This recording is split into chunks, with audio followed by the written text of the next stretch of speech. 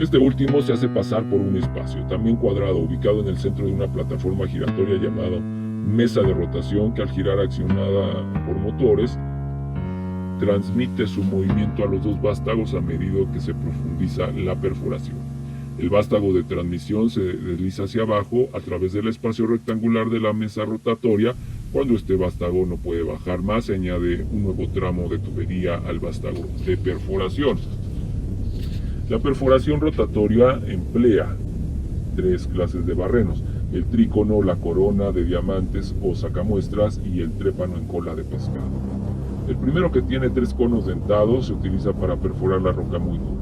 La corona de diamantes se emplea para obtener muestras de roca. Se compone de un anillo de acero revestido de diamantes y de un cilindro hueco donde se acumula la muestra de roca.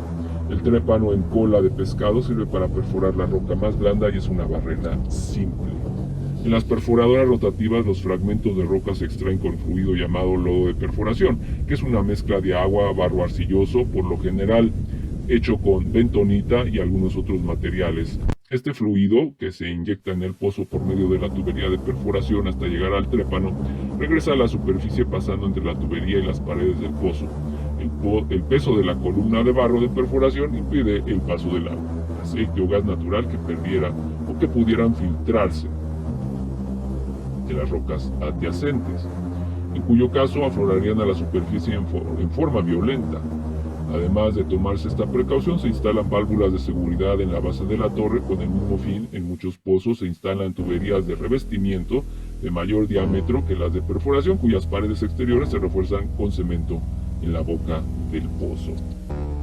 En algunas partes no es posible alcanzar un depósito petrolífero subterráneo con una perforación vertical desde la torre. En esos casos se recurre a aparatos como el desviador o guía barrena, que desvía la dirección de perforación. De esta forma se puede alcanzar con torres de perforación situadas en la tierra firme depósitos situados bajo el fondo de los lagos o mares, o se pueden perforar varios pozos desde una sola posición en zonas urbanas densamente habitadas. Los depósitos de petróleo de las capas sedimentarias de la plataforma continental se pueden explotar algunas veces desde tierra por medio de perforaciones oblicuas. Sin embargo, muchos de estos yacimientos se encuentran lejos de la costa, y en estos casos las perforaciones se tienen que llevar a cabo desde grandes plataformas o barcazas ancladas al fondo del océano.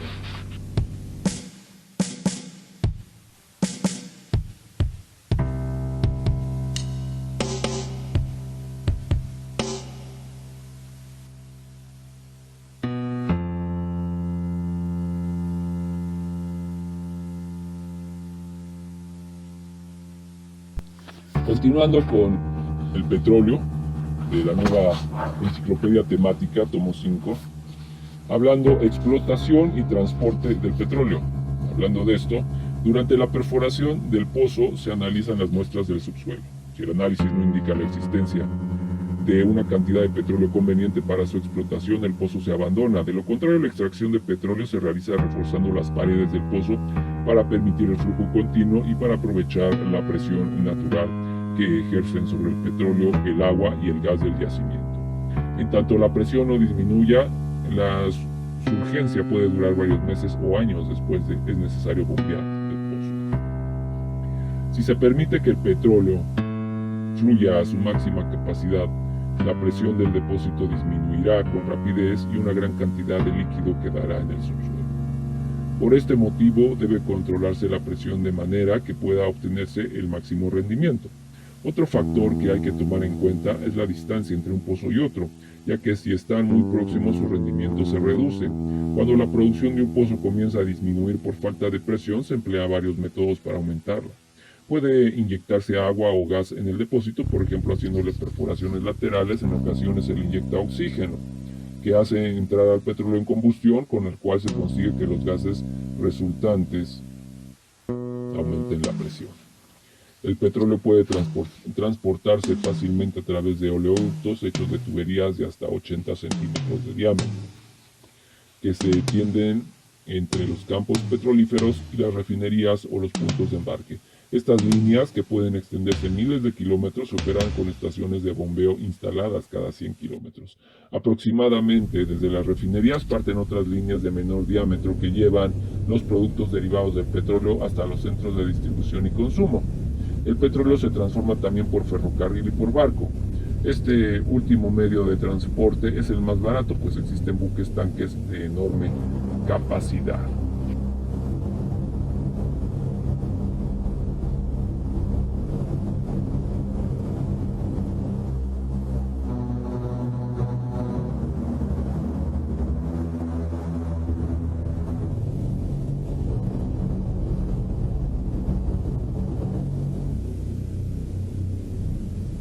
Nueva enciclopedia temática, tomo 5, el petróleo, la refinación.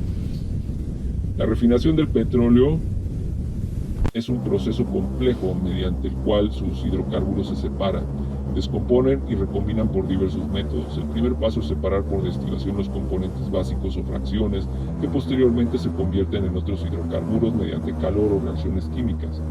De esta forma, el petróleo crudo llega a transformarse en cientos de subproductos que son materia prima para diversas industrias. El petróleo crudo se destila a unos 340 grados Celsius, conforme pasa por un serpentín a través de un horno. En este proceso, los residuos permanecen líquidos, mientras que las fracciones más ligeras se vaporizan. Tanto los residuos como los vapores pasan del horno a una torre de fraccionamiento que contiene una serie de platos perforados y colocados a diferentes alturas. Hasta estos platos llegan los vapores que pasan por las perforaciones. A medida que asciende el vapor se enfría y las diferentes fracciones se condensan en distintos niveles. Los residuos más pesados quedan en el fondo de la torre. Los aceites lubricantes son los primeros en condensarse, aproximadamente a la mitad de la torre. Un poco más arriba se condensa el gasóleo, más conocido como gasoil. En el siguiente nivel se forma el queroseno y la gasolina se produce en la parte superior. Al destilarse posteriormente los aceites residuales se obtiene fuel oil, fracción de combustible más pesada, asfalto y coque. Los aceites lubricantes y el queroseno se purifican con reactivos químicos. La gasolina, después de purificarse químicamente, se mezcla con otras sustancias para proporcionarle diferentes índices de octano y otras características. Algunas fracciones destiladas del petróleo se pueden transformar en otros productos mediante métodos de conversión, el más importante de los cuales es el cracking. Este consiste en disociar o dividir las moléculas más grandes o pesadas de las fracciones del petróleo crudo en moléculas pequeñas y ligeras. Tal operación se realiza con el empleo de calor y presión, cracking térmico, o catalizadores, cracking catalítico. La alquilación y la polimerización constituyen otros métodos de conversión opuestos al cracking. La primera junta moléculas diferentes y la segunda moléculas semejantes. Mediante todos estos sistemas de conversión se producen principalmente gasolina y una gran variedad de aceites y gases que sirven de base para la fabricación de solventes, pinturas, plásticos, explosivos, caucho sintético y otros muchos productos.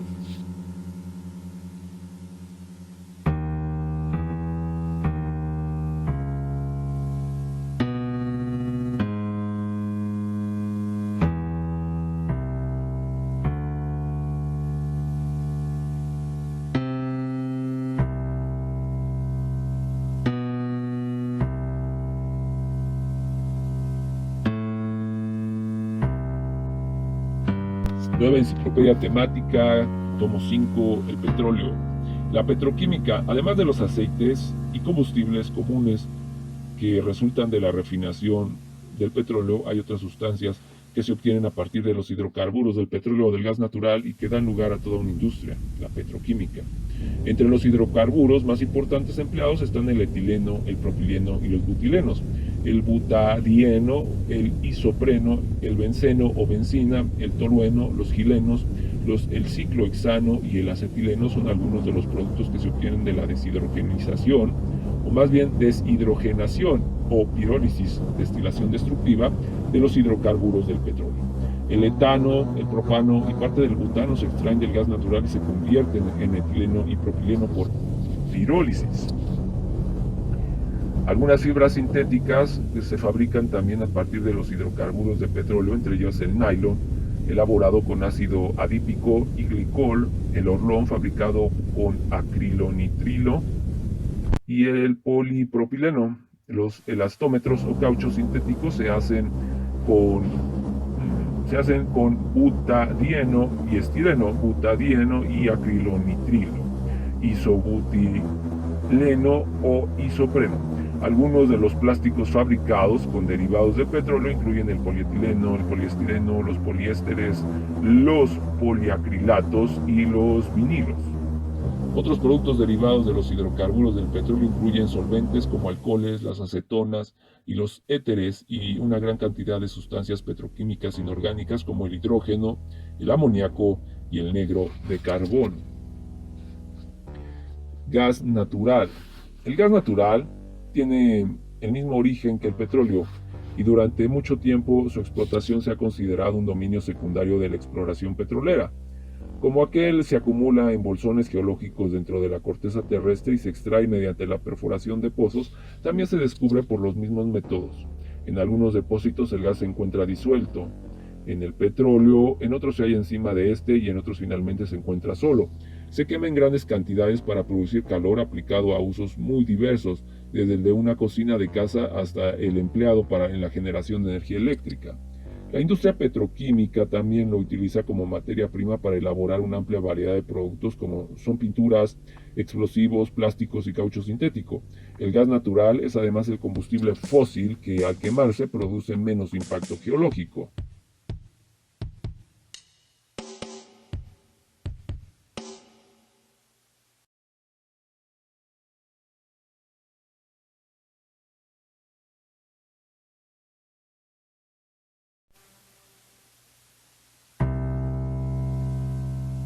Nueva enciclopedia temática, tomo 5, el petróleo. En su apartado del gas natural continúan: el principal constituyente del gas natural es el metano. Otros hidrocarburos tales como el etano, el propano y el butano están presentes en menores cantidades. Entre los gases que, sin ser hidrocarburos, pueden hallarse en el gas natural se cuentan el dióxido de carbono, el gas helio, el sulfuro de hidrógeno, ácido sulfídrico y el nitrógeno. El dióxido de carbono y el gas helio se recobran en cantidades comerciales de los pozos de gas en algunas partes de las regiones sudoccidentales de los Estados Unidos. El gas natural, que contiene compuestos de azufre, se le llama gas fétido por su mal olor, en tanto que el gas sin compuesto de azufre es inodoro. Este último se prefiere en muchas ocasiones como fuente de energía al carbón mineral y al petróleo, ya que al quemarse no desprende gases sulfurosos que contaminan la atmósfera. El gas natural se considera húmedo si contiene cantidades operacionables de hidrocarburos fácilmente condensables, tales como el etano, propano y butano. Si hay poca cantidad de estos hidrocarburos, el gas se considera seco. Geografía del gas natural. Los principales productores mundiales de gas natural son los Estados Unidos, la Unión Soviética, los Países Bajos y el Canadá. Las reservas probadas norteamericanas, sin embargo, han venido declinando desde 1967. En la América Latina, los principales productores son México, Venezuela y la Argentina, países que junto con Bolivia poseen las mayores reservas probadas. Estas son suficientes como para mantener el actual ritmo de producción durante un cuarto de siglo. Sin embargo, el alto nivel de inversiones que exige el transporte y distribución del gas natural constituye un serio freno para la expansión del consumo latinoamericano. La falta de capital también es un obstáculo para el desarrollo de los vastos yacimientos de la URSS, la cual cuenta al parecer con más del 50% de los recursos conocidos de gas natural.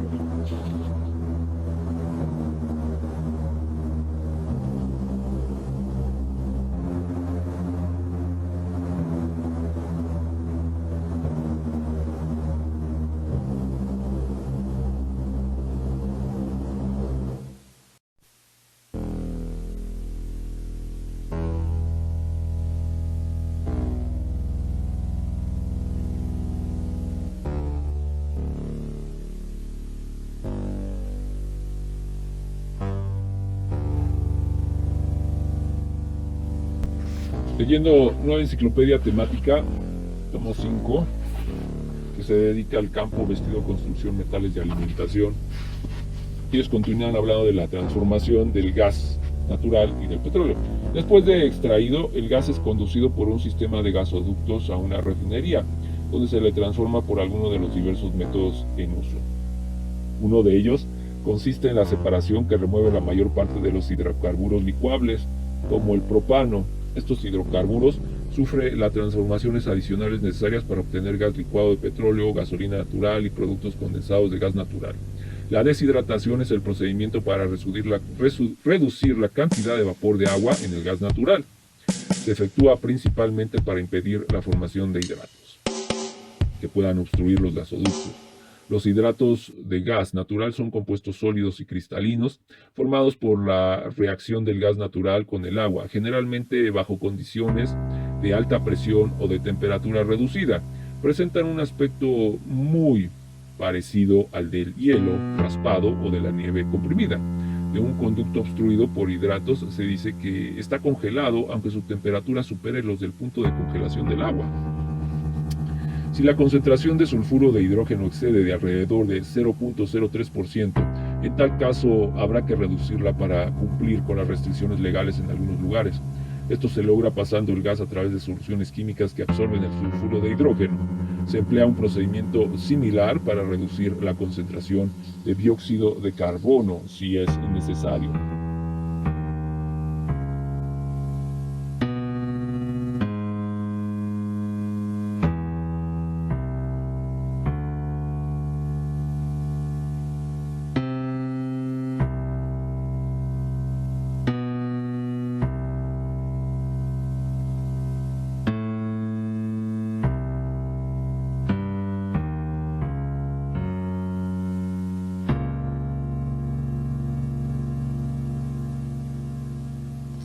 Esto es la Nueva Enciclopedia Temática, tomo 5, en donde hablan del campo, vestido, construcción, metales, alimentación. Y el capítulo es el petróleo y el gas natural. Distribución. Después de su transformación, el gas natural se distribuye normalmente a través de un sistema de tuberías subterráneas. Muchas de esas tuberías de distribución conducen el gas a centenares de kilómetros de distancia, desde las zonas de producción hasta los mercados de consumo. La mayor parte de las tuberías principales o tuberías troncales tienen más o menos un diámetro de 50 a 75 centímetros. Para una operación eficiente, una tubería de distribución debe conducir el gas a plena capacidad en todo momento. La demanda de gas por parte de los consumidores dista mucho, sin embargo, de ser constante. Varía con las estaciones del año y hasta de hora en hora. Es por consiguiente necesario disponer de servicios de almacenamiento bien próximos a los consumidores. En varias zonas, campos agotados de gas o de petróleo o bolsones geológicos semejantes proporcionan adecuado almacenamiento. El gas a presión es conducido por tuberías dentro de los depósitos de reserva por medio de pozos de inyección y se extrae cuando se necesita sirviéndose de otros pozos. También se almacena el gas en tanques enterrados hechos con tubos de gran diámetro y adecuados para alta presión, y a veces se almacena en grandes tanques en la superficie. Se obtiene asimismo espacio para almacenamiento suministrando gas a las tuberías de distribución en una proporción mayor que la de la extracción o consumo. A esto se llama sobrecargar las tuberías, aunque este volumen de almacenamiento no es muy grande, ayuda a satisfacer las necesidades emanadas de las variaciones horarias de demanda de gas. El gas natural se suministra a la mayoría de los consumidores mediante una red de tuberías de distribución con presión relativamente baja. Desde las tuberías troncales se suministra a las centrales de distribución en los límites urbanos a presión entre 7 y 35 kilogramos por centímetro cuadrado. En las tuberías de distribución se mantiene ordinariamente una presión de 1.7 a 3.5 kilogramos por centímetro cuadrado. Estas a su vez alimentan las tuberías generales de las calles, que suelen tener una presión entre 0.02 y 2 kilogramos por centímetro cuadrado.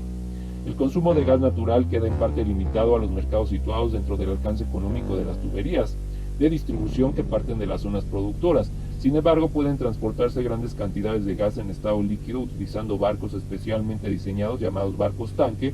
De este modo se está suministrando actualmente el Japón gas natural proveniente de Alaska. Estos barcos hacen posible el empleo de gas natural, que es relativamente económico en zonas que dependen actualmente del petróleo, carbón mineral o gas de hulla.